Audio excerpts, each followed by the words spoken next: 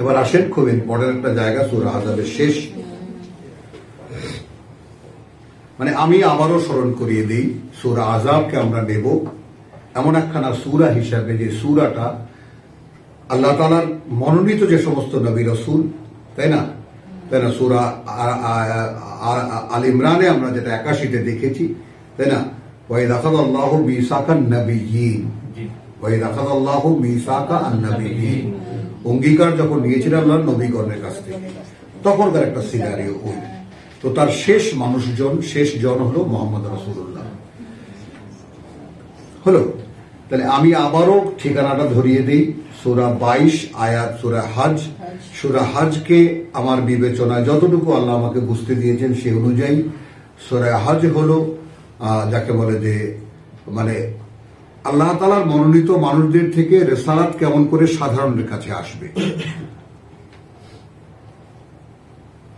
কারণ নবীদের যুগ শেষ, খাতামুন নবিয়্যিন মুহাম্মদ যে কথা ঘোষণা এখানে সূরায় পেয়েছি, আমরা আহজাবে এসে পেয়েছি। কিন্তু হজ থেকে শুরু হয়েছে যে ধারাবাহিকতা, একটা ক্রম পর্যায়ে, যে কি করে নবী রাসূলদের কাছ থেকে শিক্ষা নিয়ে সেইভাবে নিজেকে কারা তৈরি করবে এবং সেইভাবে আল্লাহ তাআলার বার্তা বহনের দায়িত্ব নেওয়ার মতো যোগ্যতা অর্জন করবে, সেইটা আহজাবে এসে পরিষ্কার করে দিলেন 10টা কোয়ালিটির ঘোষণা দিয়ে। তারও আগে 22-এর পরে 24 সূরা নূরে আয়াতে নূর দিয়ে অন্তর জগৎকে কিভাবে আগে শোধরাতে হবে সেটাকে দিয়েছেন আয়াতে নূর। নূরুন আলা নূর হতে হবে অন্তর্গতভাবে। আহজাবে এসে দেহগতভাবে, বাহ্যিক আচার আচরণে, তাই না, অভিব্যক্তিতে, তাই না, ব্যক্তির প্রকাশে, আত্মপ্রকাশের ক্ষেত্রে কি কি অবলম্বনগুলো নিতে হবে, সেই 10টি ধারা।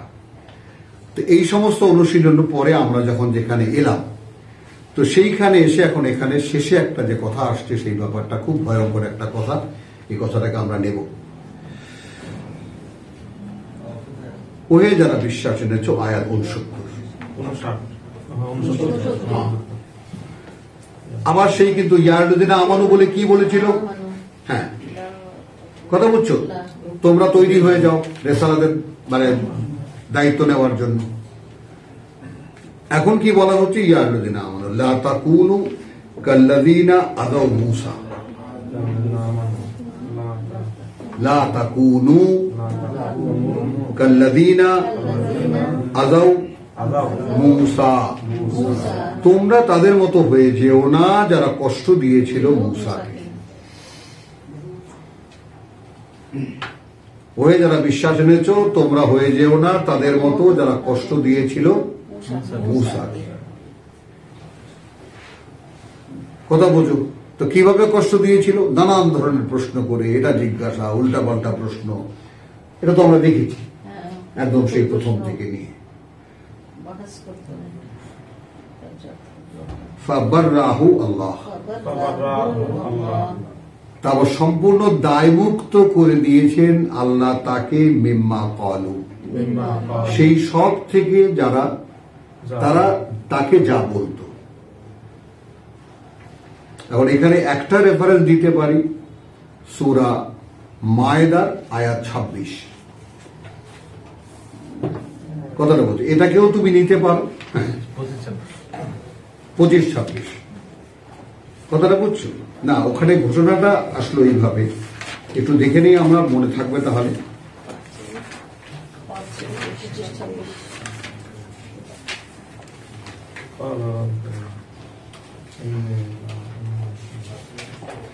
মানে একদম সর্বশেষ কথা 24-এ, যে ইন্না লান, আমরা কোশ্চিন কালে ওখানে ঢুকবো না, তুমি আর তোমার আল্লাহ গিয়ে যুদ্ধ করে যাও, আমরা এখানেই বসলাম, হলো। মানে আল্লাহর মনোনীত রাসূলকে কত রকম ভাবে অপমান করা যায় তার চূড়ান্ত নমুনা বলে ইসরায়েল দেখিয়েছে মূসার ক্ষেত্রে।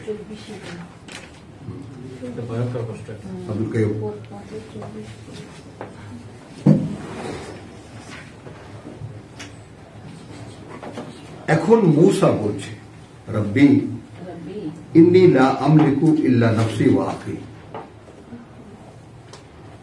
দেখতে পেলাম কিতাব যার সামনে খোলা আছে, দেখতে পাচ্ছি, প্রভু আমি পারিনি। আমি পারিনি আর কাউকে কিছু করতে, আমি আর আমার ভাই ছাড়া। কতখানি হতাশা, কতখানি কষ্টের কথা এটা, যে মানুষটা সারা জীবন একই চেষ্টায় একই সাধনায় কাটিয়েছে, সেই মানুষটার কথা শেষ পর্যন্ত কেউ শুনল না। কারা এরা? এরা ইব্রাহিমের বংশধর, ইয়াকুবের বংশধর, ইসরায়েল বংশধর, ইসহাকের বংশধর, ইয়াকুবের বংশধর, ইউসুফের ভাই ব্রাদারের বংশধর। একদম ব্লু ব্লাড যেটাকে বলে ইসলামের ইতিহাসে বা কোরআনের ইতিহাস। একজন আল্লাহর মনোনীত মানুষের সাথে, একজন আল্লাহর মনোনীত রসুলের সাথে তাদের আচরণ নেই, শেষ পর্যন্ত পরাজয় শিকার। এবং নূহ আলাইহিস সালাম বলেছিলেন, প্রভু মানে তা আমি হেরে গেলাম, এখন তুমি প্রতিশোধ নাও। আন্নি মাগলুবুন, নূহের কথাটা কি ছিল? আন্নি মাগলুবুন, আমি একেবারেই পরাজিত, তুমি মানে প্রতিশোধ নাও। তো এই বিষয়গুলো আমরা যারা এখানে আল্লাহ তাআলা এনেছেন, যাদের হাতে আল্লাহ এই কিতাব তুলে দিয়েছেন, তারা যেন এর নেগেটিভ সাইডটা আগে দেখে নি, নেতিবাচক দিকটা আগে দেখে নি। কেউ নেবে না এই কোরআন, তুমি কি নেবা?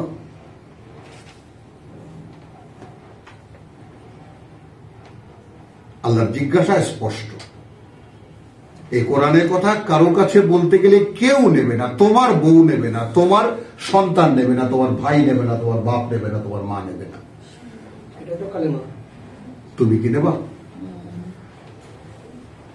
এই জিজ্ঞাসার সামনে রেখে নিজেকে এগিয়ে নিতে হবে। যদি কেউ আমরা আসলে কোরআন আমাদেরকে চালাক, কোরআন আমাদের পরিচালনা হোক, হুদাল্লিল মুত্তাকিন, আমরাও মুত্তাকি হই এবং আমাদের কোরআন চালাক, যদি এরকম কোনো বাসনা কারো অন্তরের মধ্যে থাকে, তাহলে তার বাস্তবতাই। তো মূসাকে আল্লাহ এখানে কি বলেছেন? আমি তাকে তার সবকিছু থেকে দায় মুক্ত করে দিয়েছি। কিভাবে দায় মুক্ত করেছেন? তাহলে ক্বালা রাব্বি ইন্নী লা আমলিকু ইল্লা নাফসি ওয়া আখি ফাফরুক বাইনানা ওয়া বাইনাল কওমিল ফাসিকিন। আলাদা করে দাও আমাদের মধ্যে আর এই মুখে বিশ্বাস আর কর্মে আত্মপ্রতারণা, এই জাতি থেকে আলাদা করে দাও।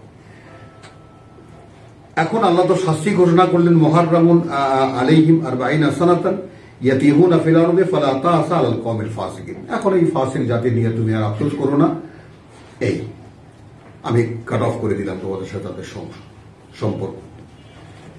তো এখন এইখানে একটা 69 থেকে 73 অর্থাৎ 1, 2, 3, 4, 5 খানা আয়াত, খুবই ভারী আয়াত, তাই না? আমরা এই অর্থে যে নবুয়ত রিসালাতের যে কাহিনীটা আমরা সূরা আহজাবে আমরা পড়েছি, ইয়া আইয়ুহাল্লাযীনা আমানু আয়াতুন 70 সূরাতুল আহজাব, ওহে যারা বিশ্বাস এনেছো, লা তাকুনু কাল্লাযীনা আদাউ মূসা, তাদের মতো হয়েও না যারা কষ্ট দিয়েছে মূসাকে। ফাবাররাহু আল্লাহ মিম্মা ক্বালু, আল্লাহ তাআলা সম্পূর্ণ দায়মুক্ত করে দিয়েছেন তাদের থেকে, তাকে যাই তারা বলেছে তাকে। ওয়া কানা ইনদাল্লাহি ওয়াজিহা, এই জায়গাগুলো কিন্তু শনাক্ত করে দেয়, সারা পৃথিবীর মানুষও যদি তোমার বিরুদ্ধে চলে যায় তোমার কিছু যায় আসে না।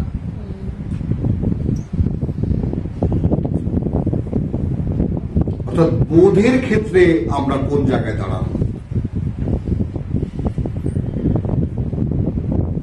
যদি আল্লাহ তাআলা কাউকে কোরআন দেন, এই অনুমতি দেন, প্রক্রিয়াগুলো তো আমরা দেখেছি, নিজেকে অনুশীলন করতে হবে 10টি, সূরা আহজাবে দেখেছি আমরা।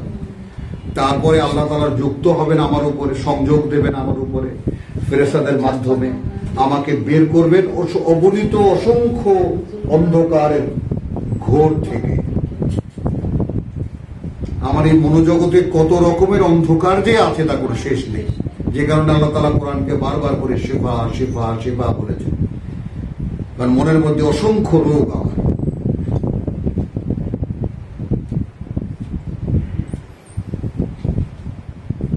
ওহে যারা বিশ্বাস এনেছো, তোমরা হয় না তাদের মতো যারা মূসাকে কষ্ট দিয়েছে। আল্লাহ কিন্তু দায় মুক্ত করে দিয়েছেন মিম্মা ক্বালু, তার সবকিছু থেকে যা তারা বলেছে তাকে। ওয়া কানা ইনদাল্লাহি ওয়াজিহা, যেহেতু সে ছিল আল্লাহর কাছে সম্মানিত। তাহলে যে মানুষটি আল্লাহর পথে মানুষকে আহ্বান করবে তার লক্ষ্যটা কোথায়? আল্লাহর দিকে, মানুষের দিকে না। মানুষ তার সামনে নেবেই না, আর তার সামনে তার অন্তর্দৃষ্টি সম্পূর্ণ আল্লাহর দিকে তাকানো, যে প্রভু হচ্ছে তো যা বলছি, আমার উপরে যা করণীয় আমি করতে পারছি তো, এই হলো সালাত। সাবজেক্ট মানুষ না। মানুষকে এমন কষ্টি পাথরের মতো করা হয়েছে যে সোনা এখানে ঘষে শুধু তুমি তোমার ঈমানকে যাচাই করো। আর গোটা মানবতা, গোটা মানব সমাজ কি কুৎসিত কালো কৃষ্ণ পাথর। এখানে শুধু তোমায় ঘষা দিয়ে তুমি কয় আনা সেটা দেখবা, কয় আনা এসেছ, এটাতে সালাত। হিয়া আইয়ুহাল্লাযীনা আমানু, আবার কিন্তু দ্বিতীয়বার আবার দেখো, পরেই আবার ওহে যারা বিশ্বাস এনেছ, ইত্তাকুল্লাহ। প্রথমত কথা হলো এই যে তুমি ভয় করো, আল্লাহকে সহজে বলতে পারি, মানে তুমি সর্বতভাবে আল্লাহর অসন্তুষ্টির থেকে নিজেকে মুক্ত করো। মানে তোমার মধ্যে এমন কোনো আচরণ থাকতেই পারবে না যাতে যেই আচরণে আল্লাহ অসন্তুষ্ট হয়, যেই মনোভাবে আল্লাহ অসন্তুষ্ট হয়, যেই ভাবনা চিন্তায় আল্লাহ অসন্তুষ্ট হয়। তাকওয়া তাকে বলে। নিজেকে বাঁচাও, উদ্ধার করো নিজেকে। এবার আসো কি করে উদ্ধার পাবে? ওয়াকুলু কওলান সাদীদা, ওয়াকুলু কওলান সাদীদা। এবং তোমরা বলার অনুশীলন করো যে সমস্ত কথাগুলো তোমাদেরকে শেখানো হয়, আমার ঠিক করে দেওয়া কথাগুলো। একটু লক্ষ্য করো, কওলান সাদীদ, ঠিক করে দেওয়া কথা। পৃথিবীতে কথার তো কোনো অভাব নেই, কিন্তু যে কথাগুলো আমি মনোনীত করে দিয়েছি, যে কথাগুলো আমি ঠিক করে দিয়েছি তোমাদেরকে অনুশীলন করার জন্য, সেইটা বল। তাহলে কি হবে? ইউসলিহ লাকুম আমালাকুম। দেখেছ, একেবারে সংশোধন করে দেবেন, সংস্কার দেবেন, করে দেবেন, শুদ্ধ করে দেবেন তোমাদের সমস্ত কাজ। তাহলে কিসের উপরে নির্ভরশীল?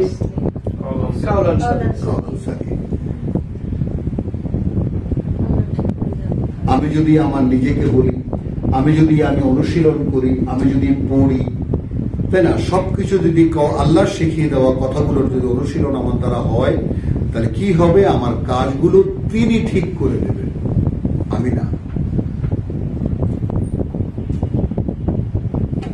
আমি শুধু আযাবের ওই 10টি অনুশীলন করেছি, বাদ বাকি সব আল্লাহ।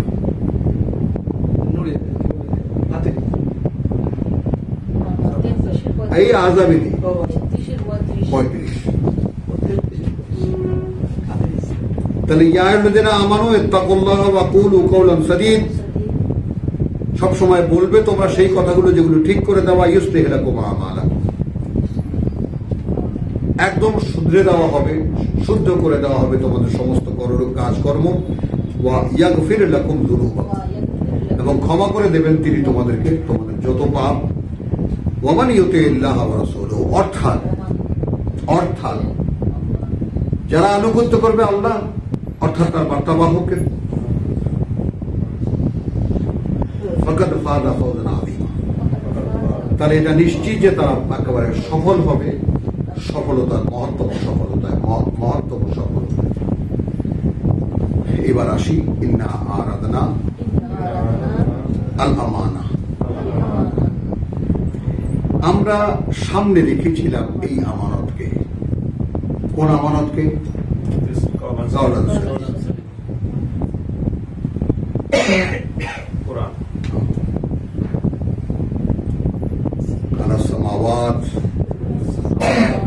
ওই 7টি আকাশের সামনে, এখন যদি আমরা মিলিয়ে দিই 7টি পৃথিবীর সামনে,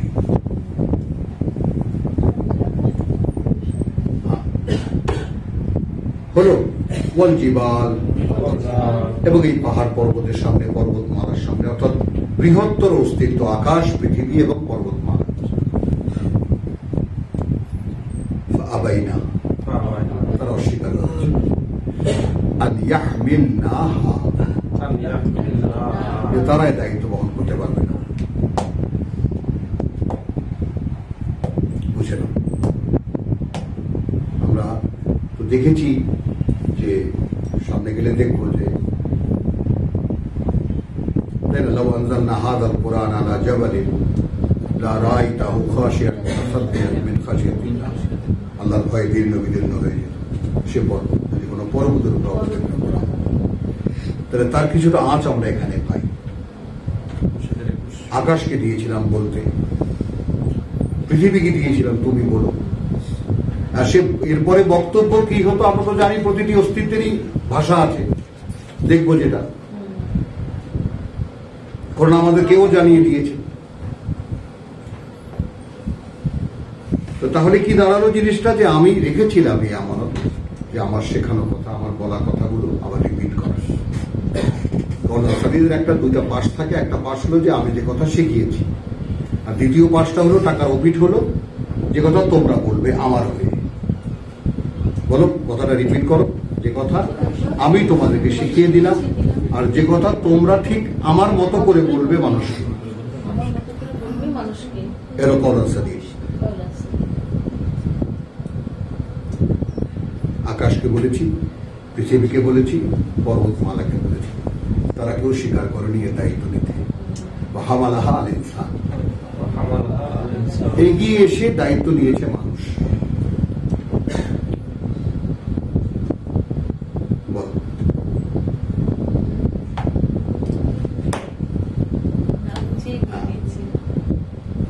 তাহলে মানুষ কোটি কোটি টাকার বিনিময়ে একেবারে মনে করো যে সুখের একেবারে ভান্ডারের মধ্যে যারা থাকে, তারা ভাই একটা ক্যারেক্টার এরকম রিক্সাওয়ালার চরিত্র করতে হবে,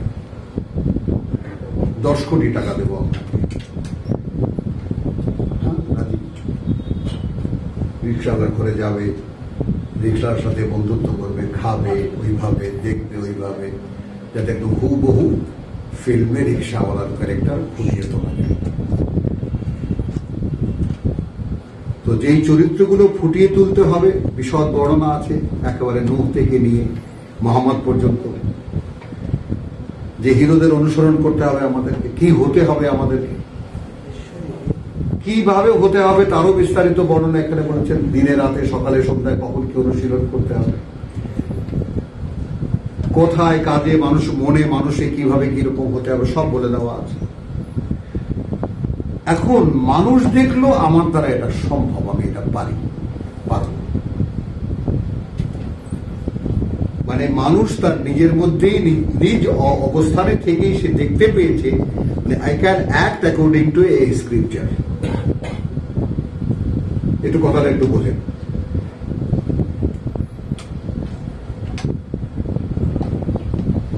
এখানে হামালাহা আল ইনসান, কোন একজন দুজন মানুষ না, কিন্তু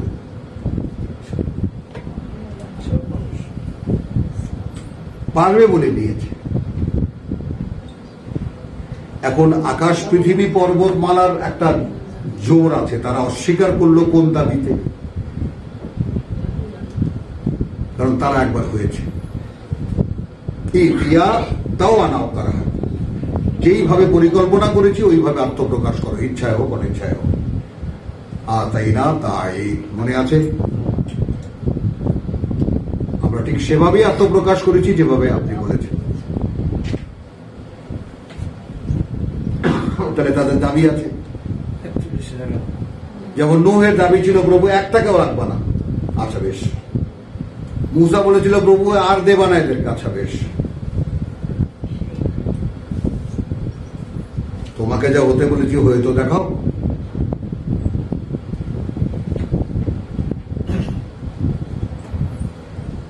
তাহলে এটা এমন একটা কাজ, এমন একটা দায়িত্ব যেটা বস্তুগত কোনো অস্তিত্ব নেয়নি, এগিয়ে এসে নিয়েছে মানুষ। ইন্নাহু কানা যালুমান জাহুলা।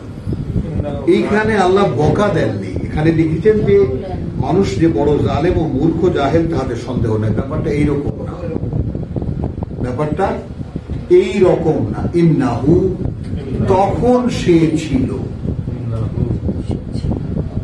সে ছিল অজ্ঞতার অন্ধকারে নিমজ্জিত। অর্থাৎ যে এটা প্র্যাকটিস করতে গেলে আসলে কিভাবে কি করতে হবে সেটা জানতো না। এই জায়গাটা একটা যোগসূত্র। আপনারা সকলে পরিপূর্ণ মেধা এবং যোগ্যতার পরিপক্ক মানুষ, আপনারা এই আশা নিয়ে আপনাদের সামনে রাখছি। আদম আলাইহিস সালাম প্রথম মানুষ এই জগতে, দ্বিতীয় সৃষ্টিতে, যে সরাসরি আল্লাহর ফু পেয়েছে। কথাটা বিড়বিড় করে বলি, আমাদের পিতা আদম আলাইহিস সালাম প্রথম মানুষ দ্বিতীয় সৃষ্টিতে, যখন পরীক্ষার জন্য পাঠানো হয়েছে, তখন তার দেহটা রচনা করার পরে, তাকে পরিপূর্ণ মানুষ, প্রাণশীল মানুষ তৈরি করার পরে তার ভিতরে আল্লাহর চেতনা ফুঁকে দেওয়া হয়েছে। দ্য ওনলি ম্যান, তাই না, যে ইন্সপায়ার্ড বাই ডাইরেক্ট অলমাইটি। সেই কারণে শয়তানের ওয়াসওয়াসায় সে কেন পড়েছিল, কি করতে হবে এর কোনো অভিজ্ঞতা তার ছিল না। এই সময় শয়তান ঢুকেছে। তাকে তো কেবল খেলাফতের অনুশীলনী বা খেলাফত করবে এবং তার জন্য একটা পরীক্ষায় তাকে পাঠানো হবে, এই অবস্থায় রেখেছে, এর মধ্যে সে ঢুকেছে।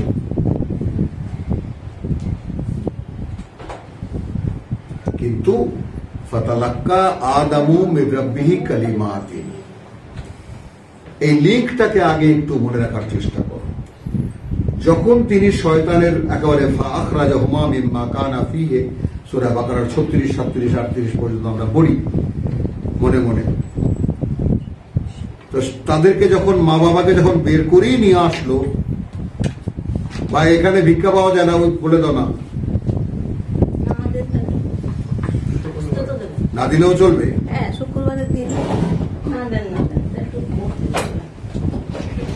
দেখো অবস্থা কি মুসিবত, জোর করে এরকম ঘরে ঢুকে যায়। আর আসবো না, শেষ আজকে শুক্রবার না, খুলনা চলে যাচ্ছে তো, চলে যাচ্ছে। এই যে আর কোনো ভয় নেই, আলহামদুলিল্লাহ। চলো তাহলে কথাটা কি বুঝতে পারলাম যে এখন আদম আলাইহিস সালাম আবার রিলিঙ্কড হলেন কি করে। আমরা কয়েকদিন যাবৎ বিষয়টা নিয়ে এখানে খুব গভীরভাবে আলোচনা করছি, উপলব্ধি করার চেষ্টা করছি, বুঝতে চেষ্টা করছি আসল বাস্তবতা, যে আমরা আল্লাহর আয়াত পড়ি, কোরআন শুনি, আসি, ঘুরঘুর করি এর আশেপাশে, কিন্তু কিছুতেই যেন এর সাথে সংযোগটা হচ্ছে না। কেন হচ্ছে না? কারণ ভিতরে সেই চৌম্বিক এলিমেন্টটা নাই।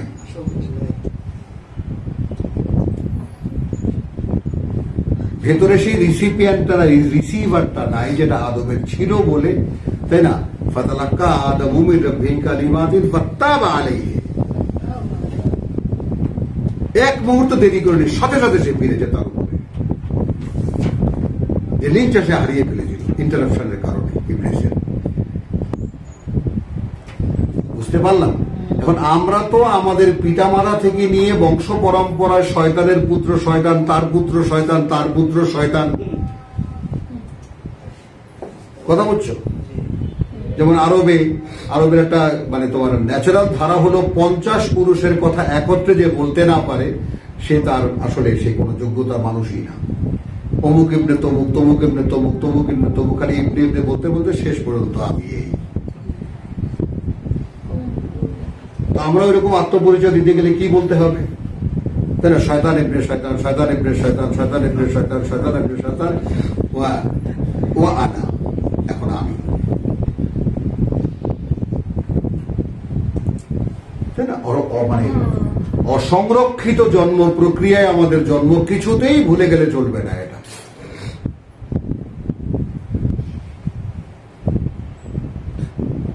যদি আমাদের মানে জন্মগতভাবে পিউরিফাইং এর, জন্মগতভাবে পিউরিটির কোনো সুযোগ নেই।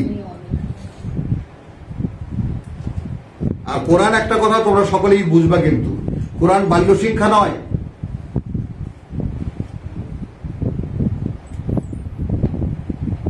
বুঝে নাও, দুটো, একটা হলো যে সংরক্ষিত জন্ম প্রক্রিয়ায় যদি হয় যেখানে আল্লাহর আদেশ লালিত হয় তাহলে ঈসা জন্মায়, আর যেগুলো বনে বাদারে শয়তানের সঙ্গে শয়তান থাকে সঙ্গে সেগুলো যেগুলো হয় সেগুলো যদি ফিরে আসে সেখানে মোহাম্মদ হয়। ফর্মুলাটা বুঝছো? একেবারে সংরক্ষিত জন্ম প্রক্রিয়ার মাধ্যমে ঈসার জন্ম হওয়ার সম্ভাবনা থাকে। আর আমাদের মতো এরকম বনে বাজারে শুয়োর বেড়ালের মতো যেগুলো আমরা জন্মেছি, কথাটা বুঝেছ, সেগুলোর মানুষ সবার সুযোগ দিয়েছেন সর্বশেষ। তাহলে এখন এখানে তোমার একটু একটু দেখে নাও একটা জিনিস, একটু আমাদের আগাম, তবুও তোমাদেরকে দেখাই।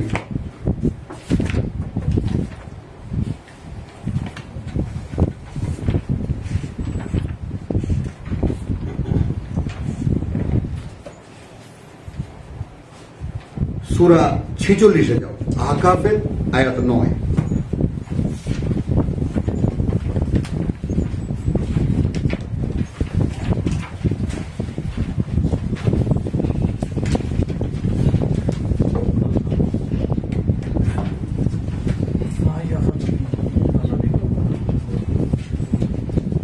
বলছেন আল্লাহ আদেশ করছেন মোহাম্মদকে, মা কুনতু বিদআম মিনার রাসূল, আল্লাহর বার্তাবাহকদের মধ্যে আমি নতুন তো কেউ নই। ভাই তোমরাও এটা জানো, এর আগে মুসা এসেছিল, ঈসা এসেছিল, তোমরা জানো এটা, আমি তো নতুন কেউ নই। তারপর তোমরা যে ইব্রাহিমকে মানো, যে ইসমাইলকে মানো, তারাও তো আল্লাহ রসুল ছিল। যেটা দেখাতে এনেছি সেটা হলো এই, ওয়ামা আদরি মা ইউফআলু বি ওয়ালা বিকুম, আর আমি জানি না কি করা হবে আমাকে দিয়ে, একইভাবে জানি না কি করা হবে তোমাদেরকে দিয়ে। তবে তবে ইন আত্তাবিউ ইল্লা মা ইউহা ইলাইয়া, আমি মেনে চলি না আর কিছুই যা ওহী করা হয় আমার প্রতি। ব্যাস,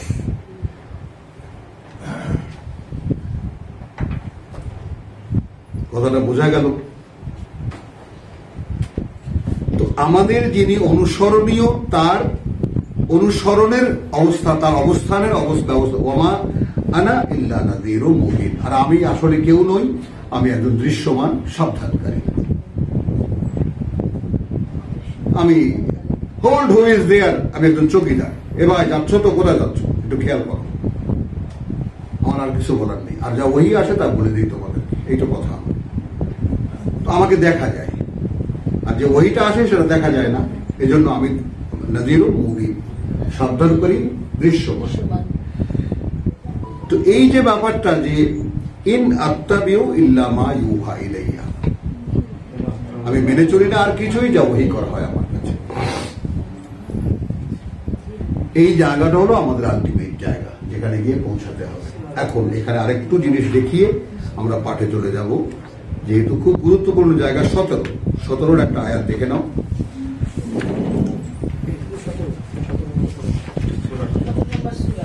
বনী ইসরাঈল, এখানে সেই আকিমুস সালাত 68 থেকে শুরু হলো, 69 গেল, 70 গেল, তাই না, 71 গেল, 72 গেল। 72-এ এসে ওয়া নুনাজ্জিলু মিনাল কোরআন,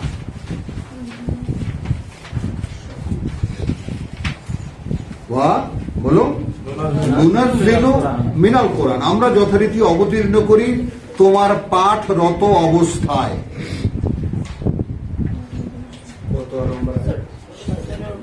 17-72 বললাম না, 82, সরি আল্লাহ, আরে 8 আর 7 বুড়ো যে হয়েছি তার প্রমাণ।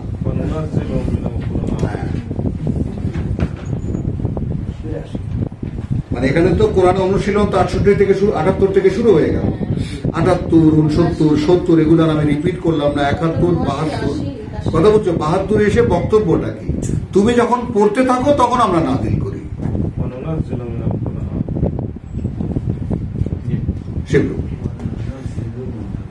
প্রক্রিয়াটা এইরকম।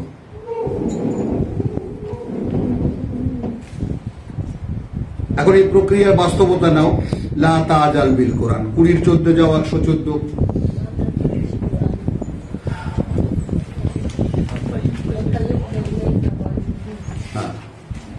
وكذلك أنزلناه قرآنا عربيا وصرفنا فيه من الوعيد لعلهم يتقون أو يحدث لهم ذكرى فتعالى الله الملك الحق উচ্চে ঊর্ধ্বে প্রকৃত মালিকের অবস্থান ولا تعجل بالقرآن 114 তাড়াহুড়া করবে না এই পাঠ নিয়ে, এই পাঠ্য নিয়ে। হাত্তা ইউকুদা ইলাইকা ওয়াহয়ুহু, যে পর্যন্ত না পৌঁছে দেওয়া হয় তোমার কাছে এর বোধ। তাহলে আপনি পড়তে পারবেন, বুঝতে কিন্তু পারবেন না। বুঝটা সম্পূর্ণ তার নিয়ন্ত্রণে। কোরআনের আসল ব্যাপারটা যদি মূল ভাষটা বুঝে আসে তাহলে কোরআন সহজ। আর নিজে পড়ে যারা কোরআন বুঝে ফেলে দিয়েছে, আমাদের মধ্যে অনেকেই আছে এরকম বুঝে ফেলে দিয়েছে। এটা কোনো ব্যাপার নেই, কোরআন কোনো আইটেম হলো না, এটা কিছুই না, কোনো ব্যাপারই না।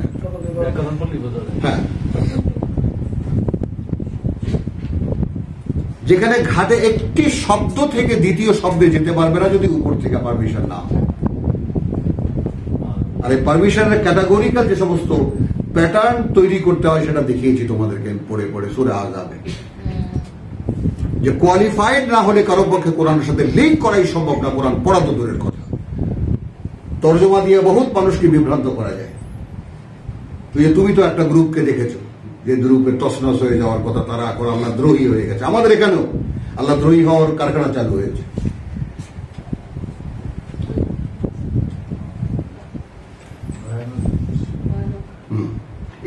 এর ঘাবড়াবার কিছু নেই। এটা যেখানেই তুমি পড়বা, যেখানেই কোরআন খুলবে সেখানেই ইবলিস দাঁড়ানো থাকবে। এটা আল্লাহর নিয়ম।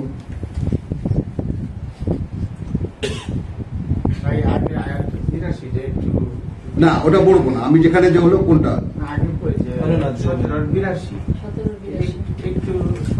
না না আমি আসতেছি তো। ওয়ানুনাজ্জিলু মিনাল কোরআনে মা হুয়া শিফাউ, আগে যে বললেন 82 সেটাই তো পড়ছি আবার। ওয়ানুনাজ্জিলু মিনাল কোরআনে, এখানে আমি কি বলেছি যে আমরা অবতীর্ণ করি তোমার পড়ার অবস্থায় কোরআন থেকে। মানে কি, কোরআন তখন হয় যখন তা পড়া হয়। কোরআন কখন হয় এটা আবার সূরা ইউনূসের কত আয়াতে যাবে? 61-তে যান, দেখতে পাবেন। হ্যাঁ, যখন পঠিত হয় তখন তা কোরআন হয়, তখন আমরা অবতীর্ণ করি যা তোমার অন্তরকে নিরাময় করবে বা রোগ মুক্ত করবে, ওয়া রাহমাতুন, এবং করুণা আনবে বিশ্বাসীদের জন্য। ওয়ালা ইয়াজিদুজ জালিমিনা ইল্লা খিসারা। আর কোরআন দিয়ে যারা অপরাধ কিছু করবে তাদের জন্য খেসারত ছাড়াই কোরআন আনবে, সময় নষ্ট ছাড়া কিছুই দেবে না কোরআন তাদেরকে। তো এই জন্য আমাদের এখানে বহু বড় বড় ব্যারিস্টার, জজ ব্যারিস্টার এসেছিলেন, কিন্তু এখান থেকে কিছুই তারা পাননি, কারণ এখানে সব ফালতু। এখানে আমরা যারা বই টরি এগুলো সব তাদের কাছে ফালতু মনে হয়। কথা বলছো, তারা বড় বড় এখান থেকে চলে গেছেন হাইকোর্ট, সুপ্রিম কোর্টে যারা আছেন, ওনারা গিয়ে সেখানে খুব আরামে আছেন আলহামদুলিল্লাহ। তো আমাদেরকে ভয় পেতে হবে যেন আল্লাহ তাআলা এখান থেকে আমাদেরকে রক্ষা করেন। প্রভু, আমরা এমন কোনো অপরাধ করিনি আমরা তোমার উপরে, তাই না? কারণ আমরা এটা খুব ভালোভাবে বুঝতে পারি, আকাশকে দিয়েছিলে, পৃথিবীকে দিয়েছিলে, পাহাড় পর্বতকে দিয়েছিলে, তারা কেউ নেই। আমি নিয়েছিলাম তখন যখন আমি বোকার হদ্দ ছিলাম, জালুমান জাহুলা, অন্ধকারে একদম মানে অজ্ঞতার অন্ধকারে নিমজ্জিত ছিলাম, তখন আমি নিয়েছিলাম।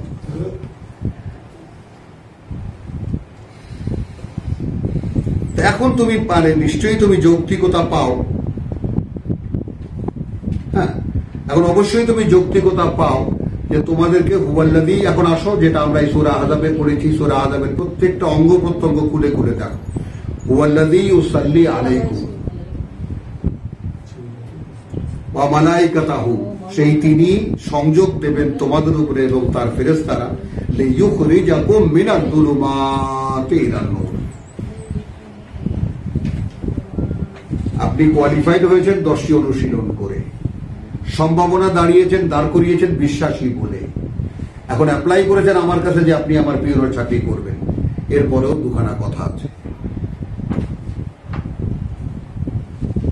আপনি গায়ে পায়ে ডাক্তারের চিকিৎসা সব দিক থেকে আপনি ফিট, আরবিতে আপনাকে নেওয়া হবে, এরপরে একটু পরীক্ষা দিয়ে আসেন। তো সেই পরীক্ষায় 1000 খানেক ঢুকলে 150 বাকি থাকে, বাদ বাকি সব পালায়। এই তো নিয়ম কমিশন র্যাঙ্কের। কথাটা বুঝুন।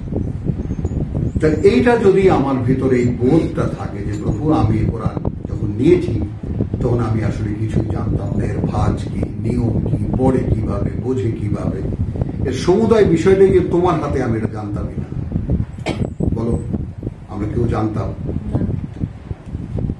এখন এই বৃদ্ধ বয়সে এসে আমি বুঝতে পারছি যে আমি শুধুই পড়েছি বটে, কিন্তু বুঝতে কোনোদিনই কিছু পারিনি, যে কোনোটা বুঝিয়ে দেওয়া হয়েছে।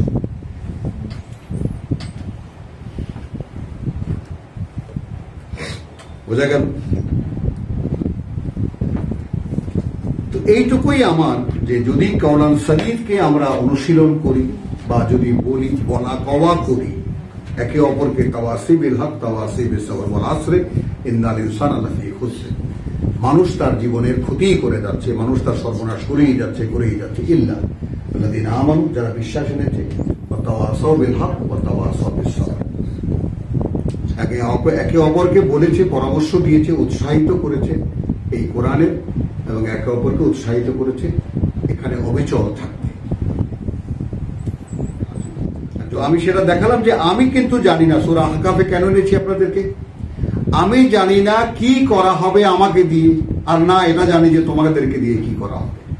তো শুধু আমার ক্ষেত্রে ব্যাপারটা এই যে আমি আর কিছুই, আর আমি মেনে চলে না, আর কিছুই না ওই করা হয় আমার কাছে। এখানে তো এসেছিলাম, তো সেই জায়গায় কি আপনি এসেছেন? আপনার কাছে কি ওহি করা হয়? বলেন, হয় না। না সিরাজ ভাই, হয় না। বলেন মিয়া ভাই, হয় না।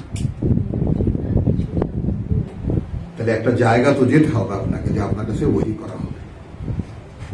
আপনি তো এইমাত্র দেখলেন সূরা 114 সূরা তাহার, যে লা তা'জাল বিল কোরআন হাত্তা ইউকদা ইলাইকা ওয়াহয়ু। তার মানে একেবারে গৃহ শিক্ষকের মতো আল্লাহ ঘরের উপরে থেকে কোরআন শেখান।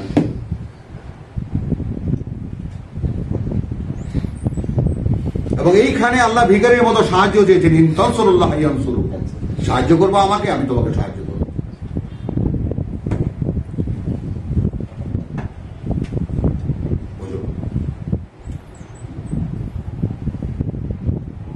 একটা কথা যে আছে না বাজারে, যে মোহাম্মদকে না বানালে আল্লাহ কিছুই বানাতেন না, বলে না কথাটা? মানে আল্লাহ এখন এমন বাধ্য হয়ে গেছেন, মোহাম্মদ কথা বলে আর আল্লাহ কান ধরে ওঠে আর বসে। তো আমাদের ব্যাপারটা তাই, বড় সাধের তৈরি আমরা, কিন্তু আল্লাহকে বুড়ো আঙ্গুল দেখাতে আমাদের 1 সেকেন্ড লাগে না। সেই জন্য আল্লাহ তাআলা সাহায্য বলেছেন যে আমাকে হেল্প করো, তুমি একটু অপেক্ষা করো, দেখাও তাওয়াসিবিস সবর, একটু অপেক্ষা করো, তাই না? আমি যেভাবে যা বলেছি তা করতে চেষ্টা করো, এবং এটার জন্য তুমি একটা অনুশীলন করো এবং বিশ্বাসটা রাখো। যদি উল্টো দিক থেকে যাই সূরা আসর, তো সেইটা আসলো এখানে, ইন আত্তাবু ইল্লা মা ইউহা ইলাইয়া। এবং এটা আমি তোমাদেরকে দুটো সূরার রেফারেন্স দিলাম, সূরা বনী ইসরাঈল ওয়া নুনাজ্জিলু মিনাল কুরআনি মা হুয়া শিফা। আমি যখন পড়তে থাকবো তখন অবতীর্ণ হবে। সূরা তাহার 114 কি বলেছে? লা তা'জাল বিল কুরআন। তো সূরা আহজাব শেষ হয়ে যাবে বা শেষ হয়ে গেল। হ্যাঁ, এখন এইখানে আমরা যে কথাটা বললাম, যে এই যে একটা আয়োজন আল্লাহ করেছেন, আমাদেরকে শুনিয়ে দিচ্ছেন যে কথাটা, চূড়ান্ত কথাটা, সেটাও আমরা নিয়ে নেব। যে এখন কত বড় কথা যে এই আমানত, এটা কওলান সাদীদ আমানত। আমরা সামনে রেখেছিলাম ফেরেশতাদের কথা, বুঝছো? যেমন আমরা আরেকটা এই আলাদার ব্যাপারটা আরেকটু আমরা দেখি, ওয়া আল্লামা আদম আল আসমা কুল্লাহা, মনে আছে না? শিখালেন আল্লাহ আদমকে তার সব, এই পৃথিবীতে যা কিছু আছে তার সব। কথা বুঝছো?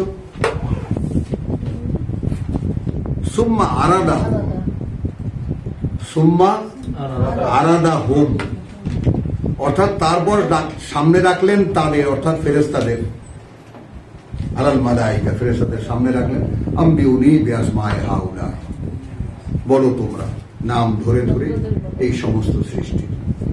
ফেরেশতারা দেখলো মহাবিপদ। আমরা এক সাবজেক্টের, আমি সুপুরি গাছের, তুই নারকেল গাছের, ও আম গাছের, ও জাম গাছের, বাবা এত ঝামেলায় কাজ নেই। সুবহানাকা লা ইলমা লানা ইল্লা মা আল্লামতানা, কোনো জ্ঞান নেই, কোনো বুঝ নেই আমাদের, যা তুমি শিখিয়েছো ওই শিখবই, আলহামদুলিল্লাহ আমরা এর চেয়ে পারছি না। এই প্রধানমন্ত্রীর দায়িত্ব আমাদের দরকার নেই। তো ফেরেশতারা বুঝে গেল। তো এই যে আরাদাহুম আলাল মালাইকা, তো এখানে আন্না আরাধনা, আল্লাহ স্বয়ং বলছেন আমরা সামনে রেখেছিলাম এই যাকে বলে যে আকাশমণ্ডলীর, পৃথিবীর এবং পাহাড় পর্বতের। এই কি এটা আগে যদি বুঝতে পারি, কিসের আমানত রেখেছিলেন? কওলান সাদি একটি আমানত, এই কোরআন একটি আমানত। আমরা জাতি হিসেবে তার পালন করেছি অথবা খেয়ানত করেছি বলো?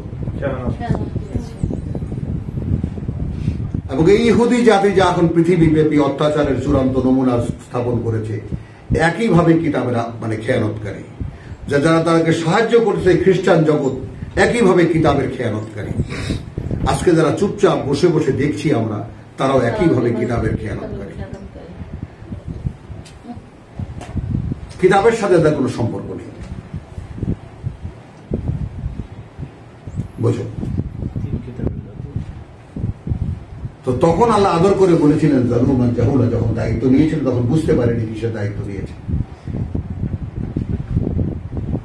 আর সেখানে তো আল্লাহ পদে পদে বলেছিলেন তানসুরুল্লাহ ইয়ানসুরকুম, আমার এই কর্মপ্রণালী তুমি বাস্তবায়িত করতে যাবা, আমি তোমার সঙ্গে আসবো, শেখাবো, পড়াবো, হাত ধরে চালাবো, খাওয়াবো, দাওয়াবো, সব আমি করাবো।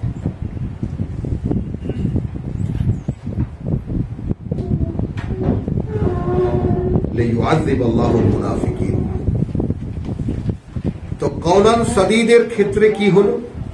এই আয়োজনটা আমি করেছি, এই পৃথিবীর আয়োজনটা আমি করেছি শাস্তি দিতে বিশ্বাসঘাতকদের এবং বিশ্বাসঘাতিনীদের, এবং আমার সাথে যারা অংশীদার করেছে এবং অংশীদারকারীদের, ওয়ায়াতুবাল্লাহু আলাল মুমিনিন, এবং করুণার দৃষ্টি ফেরাতে বিশ্বাসীদের উপরে। তুবা ওয়ায়াতুবাল্লাহ, ইয়াতুবাল্লাহ, এবং করুণার দৃষ্টি ফেরাতে আল্লাহ তাদের উপরে যারা বিশ্বাস এনেছে। ওয়াল মুমিনাত, আছেন আপনারাও এর সাথে।